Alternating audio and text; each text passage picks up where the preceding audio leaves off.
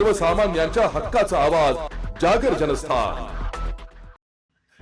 ग्राहकांच्या आरोग्याशी आणि अन्न सुरक्षेशी खेळणाऱ्या व्यावसायिकांवर धुळे जिल्ह्यात प्रशासनाने मोठी कारवाई केली आहे। साक्री तालुक्यातील कासारे बाजारपेठेत अन्न व औषध प्रशासनाने अचानक तपासणी मोहीम राबवली आहे। या कारवाईत विना परवाना चालणारी 4 हॉटेल्स आणि एका ताडी विक्री केंद्राला अधिकाऱ्यांनी थेट ताळे ठोकले। 22 जुलै रोजी अन्न व औषध प्रशासनाचे सहाय्यक आयुक्त गोवी माहोरे आणि त्यांच्या पथकाने कासारे बाजारपेठेत ही धडक कारवाई केली। अधिकाऱ्यांनी सर्वात आधी पेडकाई माता ताडी विक्री केंद्राची तपासणी केली।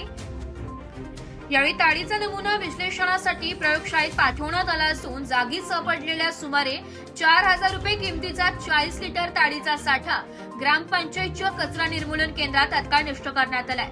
याच मोहिमेअंतर्गत पथकाने बाजारपेठेतील ओम शिवशक्ती, वैष्णव रेस्टॉरंट, नंद रेस्टॉरंट आणि त्रिमूर्ती हॉटेल या 4 ठिकाणांचीही झाडाझडती घेतली आहे।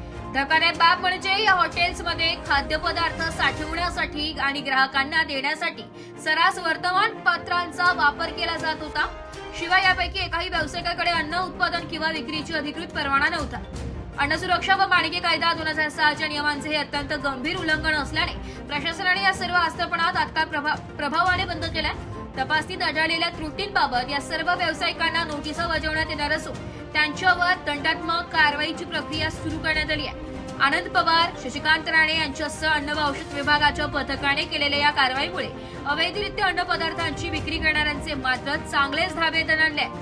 जागर जनस्थानसाठी रूपक बिरारी, धुळे।